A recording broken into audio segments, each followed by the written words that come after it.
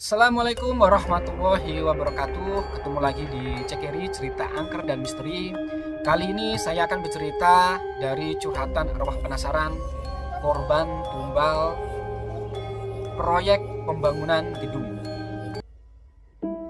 Cerita ini berawal pada saat sebut saja arwah penasaran ini namanya Bapak Budi. Ya, Bapak Budi ini kesehariannya dia ini membantu istrinya ngewarung, teman-teman. Jadi sebelum dia membantu warung, memang Bapak Budi ini memiliki pekerjaan sebagai tukang bangunan. Cuman pada saat itu Bapak Budi ini sepi job lah. Ya akhirnya Bapak Budi membantu istrinya ngewarung di rumah. Nah, suatu ketika di malam 1 Suro, jadi ini kejadiannya di malam 1 Suro, tahun 2009, Bapak Budi ini didatangi oleh temannya. Ya, temannya ini menawari Bapak Budi sebuah pekerjaan, ya proyek pembangunan di kota, teman-teman. Tapi pada saat itu Bapak Budi menolak. Ya karena temennya ini meminta kalau mau tanggal 1 Suro itu harus sudah berangkat dan sampai di sana, teman-teman. Karena Bapak Budi ini agak gimana ya, kalau mungkin orang Jawa 1 Suro itu kebanyakan mereka itu di rumah gak pergi kemana-mana. Ada yang seperti itu. Tapi karena Bapak Budi ini berpikir bahwa alhamdulillah gitu ya, dapat ada pekerjaan, kenapa nggak diambil. Akhirnya Bapak Budi ini mengambil, teman-teman. Berangkatlah Bapak Budi di tanggal 1 Suro tersebut, teman-teman. Sesampainya di sana ya, Bapak Budi ya langsung bekerja, teman-teman. Jadi di tanggal 2-nya itu Bapak Budi itu langsung bekerja. Baru 1 hari Bapak Budi bekerja, Bapak Budi mengalami musibah. Jadi Bapak Budi ini pada saat itu mendapatkan tugas mengecat sebuah plafon yang mungkin tingginya sekitar 3 meter sampai 4 meter. Saat Bapak Budi ingin mengecat dan naik tangga, ya mungkin tangganya itu nggak terlalu tinggi karena belum sampai atas. Bapak Budi itu kepleset mungkin sekitar 2 meter. Ya baru 2 meteran naik tangga, Bapak Budi itu langsung kepleset, teman-teman. Dia terpleset, terjatuh. Dan pada saat Bapak Budi itu terjatuh, Bapak Budi itu langsung terkapar, teman-teman. Keluar darah dari mulut, dari hidung, dari telinga. Lidah menjulur keluar, teman-teman. Seakan-akan itu seperti kayak hewan yang habis disembelih, teman-teman. Akhirnya Bapak Budi dilarikanlah ke rumah sakit ya di kota tersebut. Dari pihak gedung menelpon keluarga Bapak Budi, dan akhirnya keluarga Bapak Budi langsung datang ke rumah sakit tersebut untuk mengecek kondisi Bapak Budi. Dan ternyata kondisinya sungguh-sungguh sangat memprihatinkan, teman-teman. Bapak Budi koma. Ya pada saat itu dokter bilang jikalau alat bantu nafas yang ditempel di mulut Pak Budi ini dilepas, itu Bapak Budi sudah tidak bernyawa. Ya sudah tidak bernyawa, teman-teman.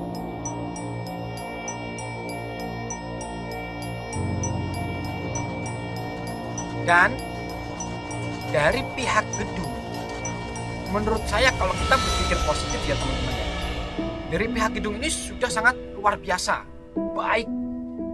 Mungkin benar-benar sudah melampaui, ya terlalu baik lah menurut saya. Karena apa, teman-teman?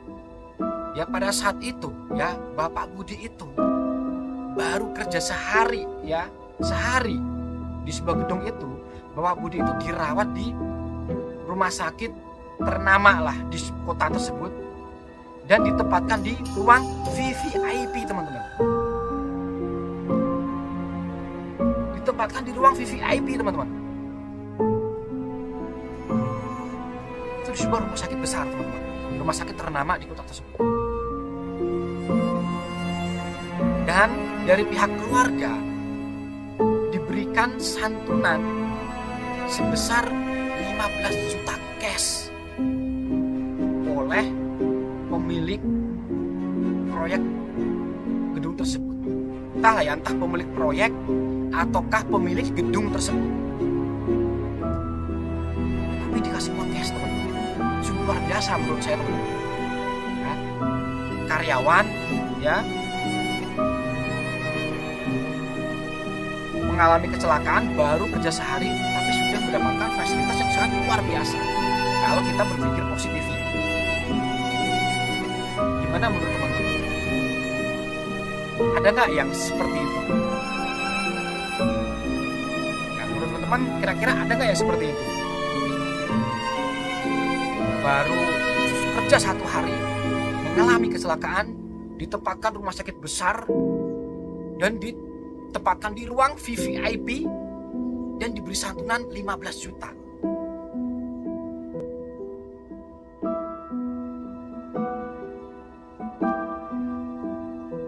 Pada saat itu keluarga tidak menaruh kecurigaan, teman-teman. Tidak menaruh kecurigaan apa-apa. Sampai akhirnya dari pihak keluarga memutuskan untuk membawa Pak Budi ini pulang kampung. Ditaruh di rumah sakit di kampungnya. Akhirnya dibawa pulanglah Pak Budi ke kampungnya dan dirawat di rumah sakit di kampung tersebut dengan kondisi masih koma. Dari pihak keluarga, saat sesudah ditaruh di kampung, mungkin agak ada menaruh sedikit kecurigaan bahwa suaminya ini mengalami ya agak-agak kasus korban pesugihan lah atau apalah seperti itu, teman-teman. Sampai akhirnya dari pihak keluarga ada yang memanggil dukun, teman-teman. Memanggil dukun. Tetapi apesnya ini dukunnya dukun abal-abal, teman-teman. Ya jadi teman-teman jangan sampai, ya ini buat pelajaran kita lah ya. Dukun ini memanfaatkan suatu kondisi keadaan ya untuk meraup uang gitu, teman-teman. Karena dilihat bahwa istrinya ini benar-benar mengharapkan bahwa suaminya bisa kembali. Siapa sih istri yang tidak mau ya pada saat suaminya kena musibah kembali sehat dan bisa berkumpul lagi? Siapa sih? Pasti semua istri pasti mengharapkan seperti itu. Sampai akhirnya pada saat itu dukun bilang bahwa ini arwah suami kamu ini masih ada nih, lagi diumpetin. Ya nggak tahu diumpetin jin atau apalah ya, teman-teman. Sampai akhirnya harus syarat ini itu dan maharnya adalah 15 juta.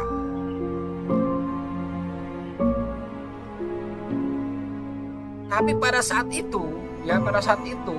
mau dibayar, salah satu dari pihak keluarga langsung ada yang menentang bahwa jangan dibayar. Ya, karena apa? Ya mungkin dari pihak keluarga ini mungkin mencium indikasi penipuan gitu ya. Sampai akhirnya apa? Akhirnya si dukun ini yang udah dipanggil marah-marah gitu kan, karena nggak jadi dan minta uang. Tetap minta uang tapi ya nggak 15 juta waktu itu, dikasih lah supaya si dukunnya ini pergi. Dan akhirnya si Bapak Budi ini hanya bertahan 3 hari dari kecelakaan. Akhirnya Bapak Budi benar-benar sudah tidak bernafas lagi. Nah, ini adalah awal dari kisah Bapak Budi, teman-teman. Di mana Bapak Budi ini mengalami suatu hal yang sangat luar biasa. Bapak Budi ini mengaku bahwa dia adalah korban tumbal dan dia mengalami penyiksaan yang luar biasa. Mungkin bukan penyiksaan ya, tapi semacam kerja ya. Bapak Budi ini dipekerjakan di alam jin ya, di alam jin, tempat di mana orang tersebut memuja dan meminta tumbal. Cerita dari Bapak Budi ini cerita dari curhatan Bapak Budi ya, pada saat itu kondisi di sana benar-benar luar biasa, teman-teman. Di sana itu sangat banyak sekali ada korban-korban tumbal dan mereka itu dipekerjakan. Saat di sana itu tidak ada satupun orang yang memikirkan keluarga mereka, berpikir keluarga yang di rumah, teman-teman. Gak ada. Karena yang di sana itu yang dirasa hanyalah rasa ketakutan. Rasa ketakutan yang luar biasa, saking takutnya itu sampai gak ingat apa-apa. Yang diingat adalah takut, teman-teman. Setiap orang itu mereka itu memiliki penjaga, teman-teman.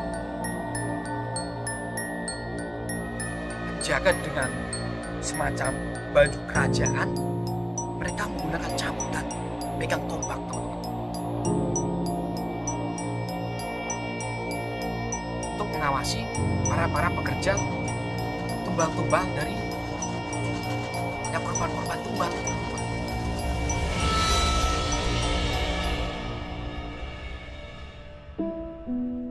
Saat itu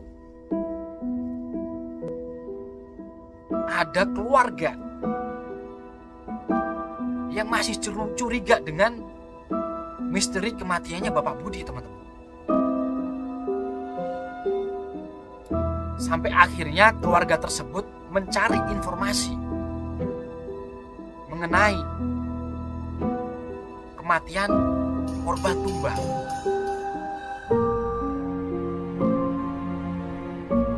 Salah satu dari keluarga Bapak Budi ini mencari informasi lewat internet. Bahkan sampai nanya ke ustadz-ustadz bahwa bener nggak sih orang yang meninggal itu tidak bisa langsung ke alamnya. Tapi saat itu informasi yang didapat ya kurang memuaskan. Jadi ada yang bilang bahwa arwah kalau sudah meninggal itu ya udah pasti pulang ke Tuhan. Tapi ada juga yang bilang bahwa arwah tidak bisa balik pulang ke Tuhannya kalau dia masih memiliki hutang piutang, dan itu arwahnya tergantung. Nah, terus gimana kalau arwah korban tumbal dari pihak keluarganya ini masih bingung. Tapi dari pihak keluarganya ini, ya salah satu pihak keluarga ini, dia itu masih selalu memikirkan terus, seakan-akan dia ini dikasih tahu bahwa saudara kamu itu, Bapak Budi itu meninggalnya gak wajar.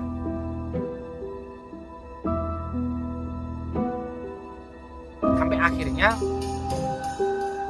keluarganya ini ketemulah sama, mungkin dibilang anak indigo. Dia ketemu sama anak indigo dan curhatlah ke anak tersebut. Dan setelah ditelusuri, ternyata benar, teman-teman, Bapak Budi ini korban dari tumbal. Sampai akhirnya saat itu Bapak Budi harus dikeluarkan dari kerajaan tersebut.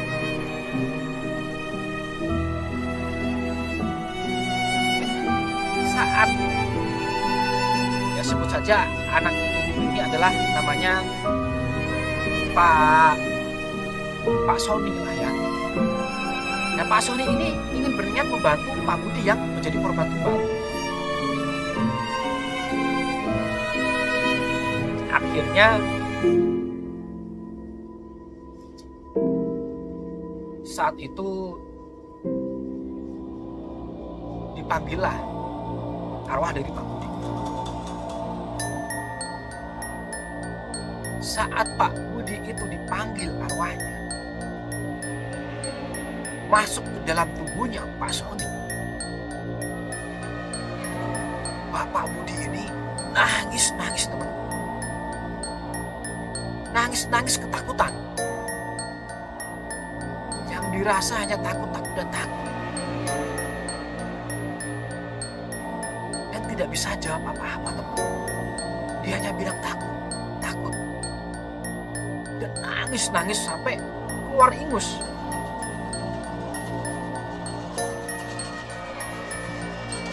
Sampai akhirnya datanglah sosok lain masuk ke dalam Pak Sony ini teman-teman. Tiba-tiba Pak Budi menghilang dan masuklah sosok lain ke Pak Sony. Pak Sony tiba-tiba tidak bisa mengontrol diri, dia langsung berdiri tegak dan melotot dengan mimik muka yang marah-marah. Terus bilang, kalian manusia jangan ikut campur urusan kamu, urusin kehidupan kalian masing-masing. Dia adalah anak buahku. Jadi Pak Budi itu disebut bahwa dia adalah anak buahnya. Kalian tidak usah ikut campur. Sampai suatu ketika pihak keluarga dari Pak Budi ini bilang, tadi itu adalah kakak saya. Terus makhluk yang tadi masuk Pak Sony tertawa terbahak-bahak. Dan dia bilang, dia aku siksa. Kalian dikasih ikut campur urusan kamu. Seperti itu. Dan akhirnya makhluk itu pergi.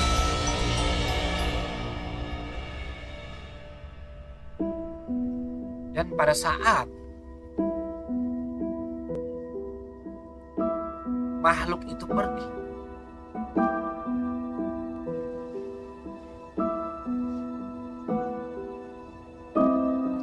jadi Pak Sony ini merasa berat teman-teman, karena ini masalah bukan masalah kecil. Sampai akhirnya ya Pak Sony mau membantu ya, tapi gimana ya, agak ragu gitu teman-teman. Dia agak ragu apakah bisa atau tidak, karena masalahnya ini masalah bukan masalah sepele. Jadi kalau mau membantu Bapak Budi ini supaya Bapak Budi bisa kembali ke tempat asalnya, dia harus bisa menarik lagi Pak Budi dari si tempat jinnya itu. Sampai akhirnya suatu ketika si Pak Sony ini oke lah, dia akan membantu. Saat membantu teman-teman, dia harus bertarung melawan dua sosok penjaga yang sudah menunggu Pak Sony ini datang. Jadi mereka itu sudah tahu bahwa akan ada perlawanan untuk membebaskan arwahnya Pak Budi.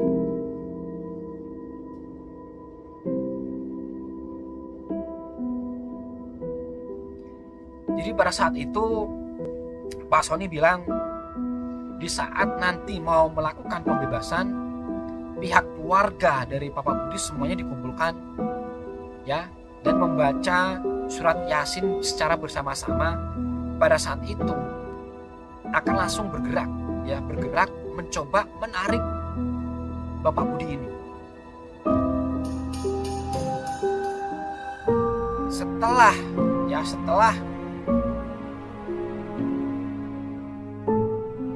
Setelah berhasil ditarik, baru tuh Pak Budi dituntut membaca syahadat dan Al-Fatihah supaya dia bisa pulang ke tempat. Tapi teman-teman, pada saat sudah di hari haknya, ya ini Pak Sony ini ingin melakukan pembebasan, ternyata tidak sesuai harapan teman-teman. Sampai akhirnya Pak Sony terkapar teman-teman. Dua penjaga tersebut terkapar juga teman-teman. Tapi Pak Sony juga terkapar teman-teman. Nah, disitulah di saat Pak Sony ini terkapar dan dua penjaga terkapar, Pak Budi ini keluar teman-teman. Keluar ya, kabur dari kejaran-kejaran makhluk-makhluk yang ingin menangkapnya teman-teman. Sampai sekarang teman-teman. Dan nasib Pak Sony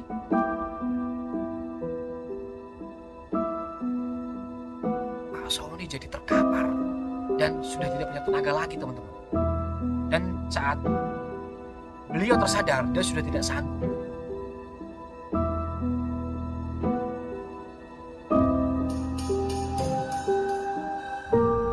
Sampai sekarang Pak Budi berkeliaran teman-teman.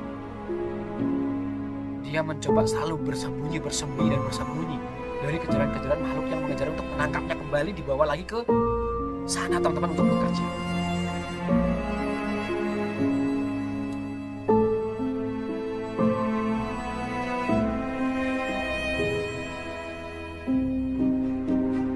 Ya teman-teman, ini adalah sebuah kisah ya, dimana musibah emang selalu ada teman-teman. Dan kita harus berhati-hati, selalu membaca doa di saat kita pergi kemanapun. Mudah-mudahan kita selalu dijauhkan dari musibah dan malah bahaya.